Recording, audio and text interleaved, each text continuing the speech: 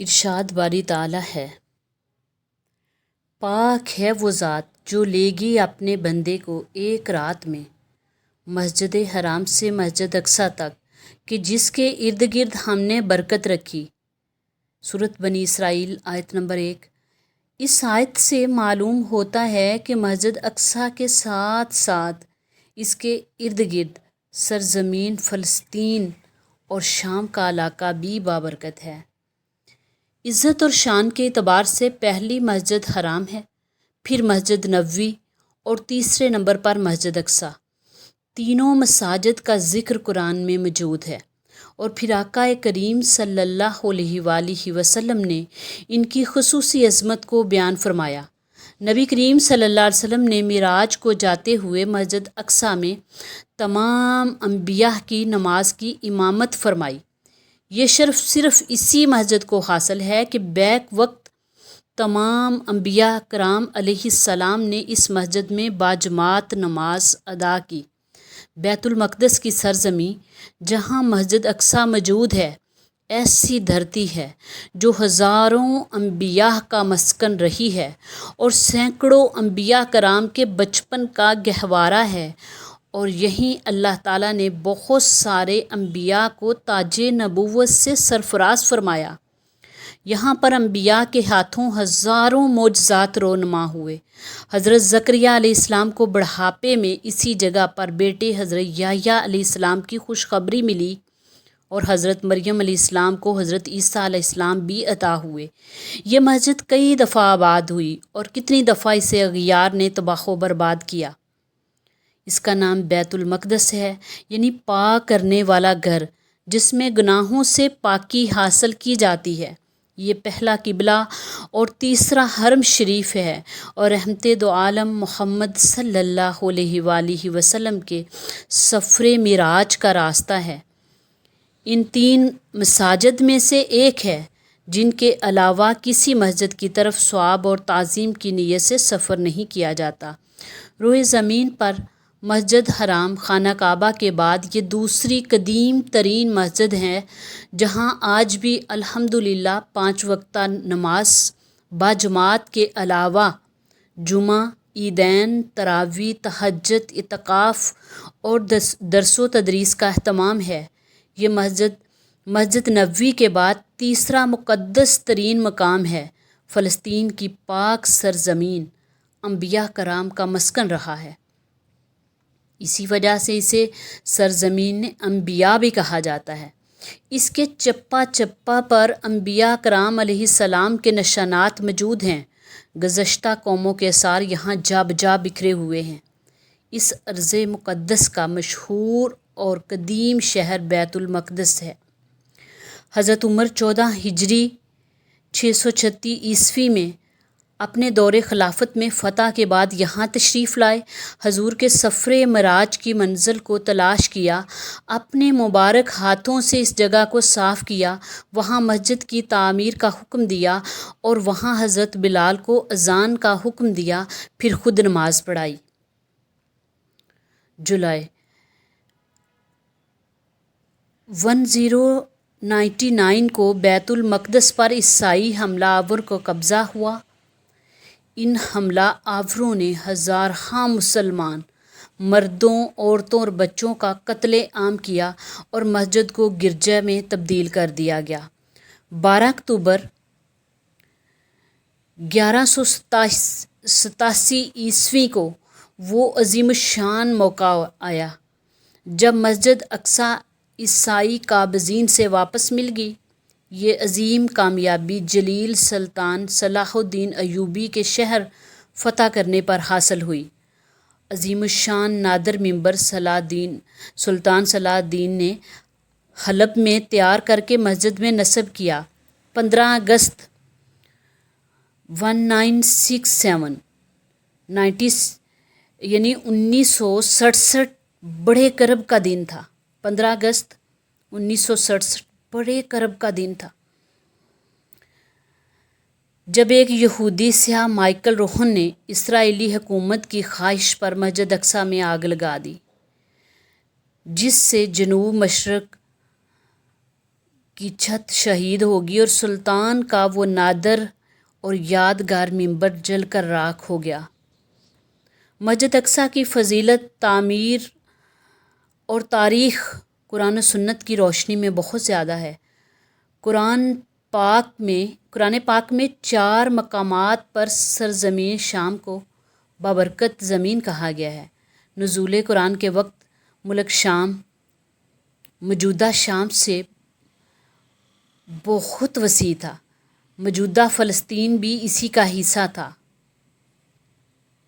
مسجد اقصیٰ شام کی اس بابرکت سرزمین میں واقع ہے۔ ارشاد باری تعالیٰ ہے، ہم نے اس قوم کو جس کو کمزور بنایا گیا تھا اس سرزمین کے مشرق اور مغرب کا وارث بنایا کہ جس سرزمین میں ہم نے برکت رکھی۔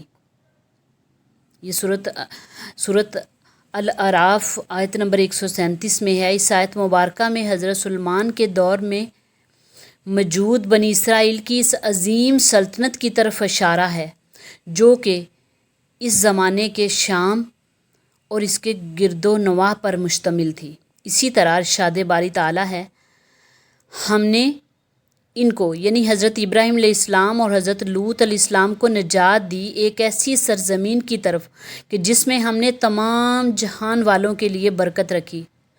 سورۃ الانبیاء آیت نمبر 71۔ اس آیت مبارکہ کے الفاظ العالمین سے واضح ہوتا ہے کہ سرزمین فلسطین اور شام کی برکات کسی خاص جماعت، قوم یا مذہب کے ماننے والوں کے لیے نہیں، جیسا کہ یہود کا یہ خیال ہے کہ اس سرزمین کی برکات انہی کے لیے مخصوص ہیں، بلکہ اس سرزمین کی برکت تمام اقوام، مذاہب اور جماعتوں کے لیے ہے۔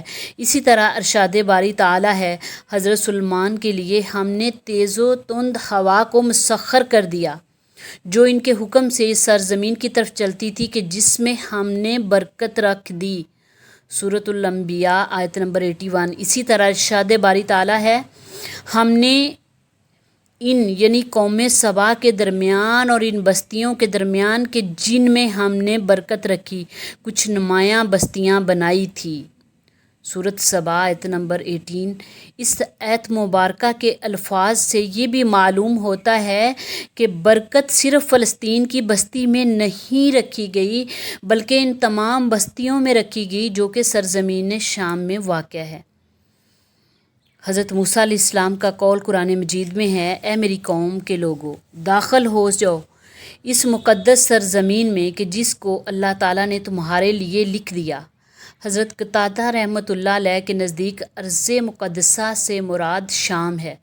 مسجد اقصیٰ روئے زمین پر بیت اللہ کے بعد دوسری مسجد ہے کہ جس کو عبادت الہی کے لیے تعمیر کیا گیا۔ حضرت ابو ذر سے روایت ہے، میں نے پوچھا، ہے اللہ کے رسول، اس روئے زمین پر سب سے پہلے کون سی مسجد کی تعمیر کی گئی؟ آپ نے جواب دیا، مسجد حرام۔ میں نے پھر سوال کیا، اس کے بعد کون سی مسجد تعمیر کی گئی؟ تو آپ نے فرمایا مسجد اقصیٰ۔ میں نے عرض کیا، ان دونوں کی تعمیر کے دوران کل کتنا وقفہ ہے؟ تو آپ نے فرمایا 40 سال۔ یہ سنن نسائی 690 حدیث نمبر ہے۔ مسجد اقصیٰ ان تمام مساجد میں شامل ہے کہ جن کا تبرک حاصل کرنے کے لیے یا ان میں نماز پڑھنے کے لیے یا ان کی زیارت کرنے کے لیے سفر کو مشروع قرار دیا گیا۔ آپ کا ارشاد ہے، 3 مساجد کے علاوہ کسی جگہ کا قصد کر کے سفر کرنا جائز نہیں، یعنی کار ثواب نہیں۔ میری اس مسجد نبوی، مسجد حرام اور مسجد اقصیٰ۔ مسجد اقصیٰ ان مساجد میں سے ہے جسے جلیل القدر انبیاء نے تعمیر کیا۔ صحیح حدیث میں مسجد اقصیٰ میں نماز پڑھنے کی بہت زیادہ فضیلت بیان ہوئی ہے۔ حضرت عبداللہ بن عمر اللہ کے رسول سے روایت کرتے ہیں، حضرت سلیمان بن داؤد علیہ السلام نے جب بیت المقدس کی تعمیر فرمائی تو اللہ تعالیٰ سے انہوں نے 3 چیزیں مانگی، وہ لوگوں کے لیے مقدمات کے ایسے فیصلے کریں جو اس کے فیصلے کے موافق ہوں تو انہیں یہ چیز دی گئی۔ نیز انہوں نے اللہ تعالیٰ سے ایسی سلطنت مانگی جو اس کے بعد کسی کو نہ ملی، انہیں یہ بھی دی گئی۔